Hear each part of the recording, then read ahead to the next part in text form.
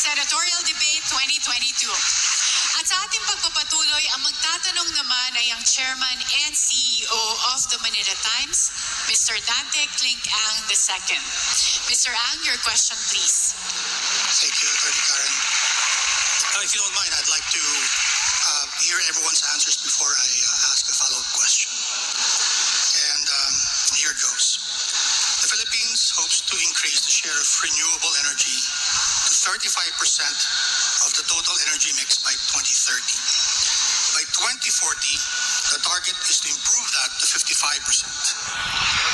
The good news is that energy production from renewables increased from 60.8 gigawatts in 2008 to 106 gigawatts in 2019. The bad news is that the share of renewables over the same period fell from 33.9% to 20.8%. As you all know, clean energy is important to sustain economic growth, climate change mitigation, and even energy security. What legislations will you propose to accelerate the development of renewables so that they meet the national targets and lessen the share of fossil fuels, particularly coal, which accounts for 54% of the country's total energy mix? For Mr. Ang's question, first to answer is Attorney Panelo, and then we will be moving to the left. I'll be frank with you. Hindi ko po napag-aralan yung portion, yung parte niya. Kaya hindi ako magpapanggap, alam ko ang kasagutan. Subalit, pag-aaralan ko po yan at titingnan ko kung ano ang makakabuti sa ating bansa regarding dyan sa renewable energy. Thank you, Attorney. Very honest answer. Ms. Legarda. Thank you very much, Mr. Ang. We already have the 2008 Renewable Energy Law, and we must strictly implement it. There are many provisions which are just being implemented now. And why are we lowering the energy mix of renewables when we have a law that must be implemented? Why? Because perhaps there are provisions which are not yet being fully and effectively implemented.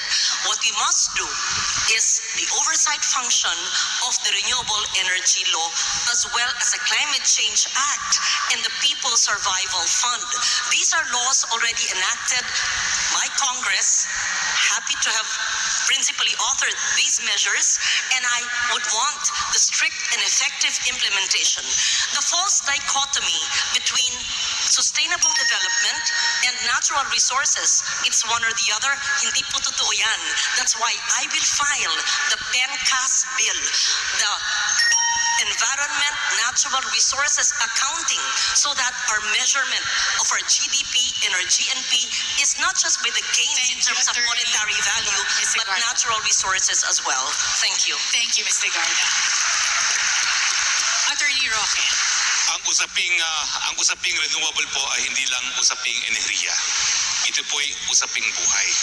Narating ko po yung mga iba't ibang lugar na nasalanta ng bagyong Odette at yung grabing danyos po na sinapit ating mga kabataan, ating mga kababayan ay dahil po sa climate change na dulot nga po ng fuel emission. So I think our shift to renewable energy is a matter of life and death. Kaya nga po kung tayo magbibigyan ng pagkakataon, unang-una, ibabalik po natin ang lahat ng feed-in tariffs, yung incentives para ating mga energy producers po ay mag-resort na or magpalit, pumunta sa renewables energy. At pangalawa, isa pang naiisip ko po, i-encourage po mga electric cooperatives na sila na po ang mag-generate ng kanilang kuryente using renewable dahil pag ginawa mo po yan, bababa ang kuryente dahil mawawala po ang transmission charge, mawawala po yung charge kapag nasasayang po yung kuryente, mapapababa rin po ang presyo ng kuryente. Thank you, Attorney Roque. Attorney Marcoleta. Kailangan po ay mapalakas natin ang ating regulatory agency. The problem that I see now is that the ERC is not laying down the correct regulations in order to incentivize energies like solar, wind, and biomass. These are the things that we need to do. Also, we need to legislate certain measures in order to strengthen the power powers of the DOE in order for us to influence the correct energy mix in this country, not dominated by coal, by maybe we can expand also some geothermal sources and others. This is the way this is the roadmap, and this is the way to go.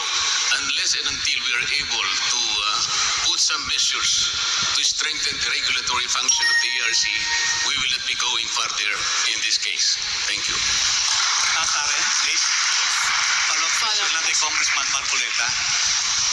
Meron tayong 4 na kasamahan doon sa mababang kapulungan. I think ang tawag sa kanila ay power block. Kung ano man ang mga house bills na pinafile doon ay pinipigil ata nila. No, I remember ang NEA administrator was kicked out because of corruption.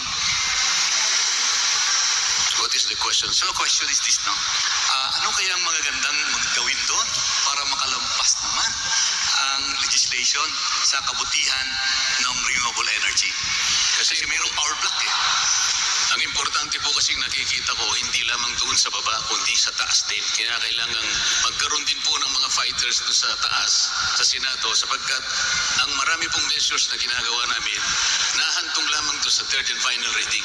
Wala naman pong masyadong napupunta sa taas, kaya hindi nabibigyan ng impetus yung nagagawa sa baba. So kailangan din po natin ang champion doon sa Senado para sa ganun ay magawa natin ang measures na kinakailangan para sa kapakanan ng bansa sa usaping enerhiya. Maraming salamat po. We'll resume back to Mr. Ang's question. Attorney Gadon. Okay, ang question is how will you increase the source of energy? Alam niyo yung project na in-initiate ni Bongbong Marcos doon sa Ilocos Norte, yung windmill power source, yan ang pinakamalaking windmill energy producer in Southeast Asia. So dapat kopyahin natin yon, ipalaganap natin yon. Pangalawa, yung i-improve natin yung mga water catchment system so that we can use the turbine technology. This is a very cheap cost of source of energy, yung turbines.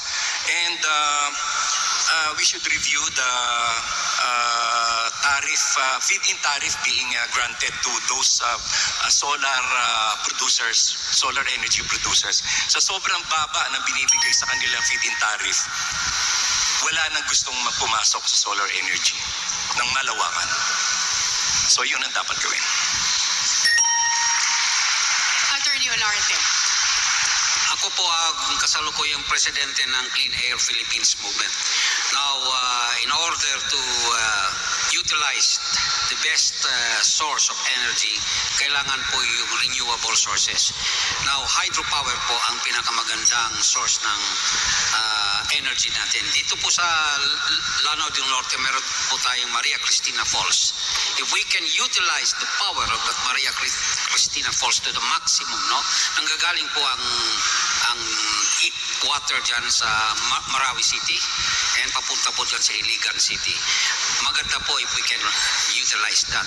Now also, aside from the hydropower sources, we can plant trees, greening of the countryside. We can plant langka, avocado, and itong kakao po. Yun ang magandang sources. It can clean the air and preserve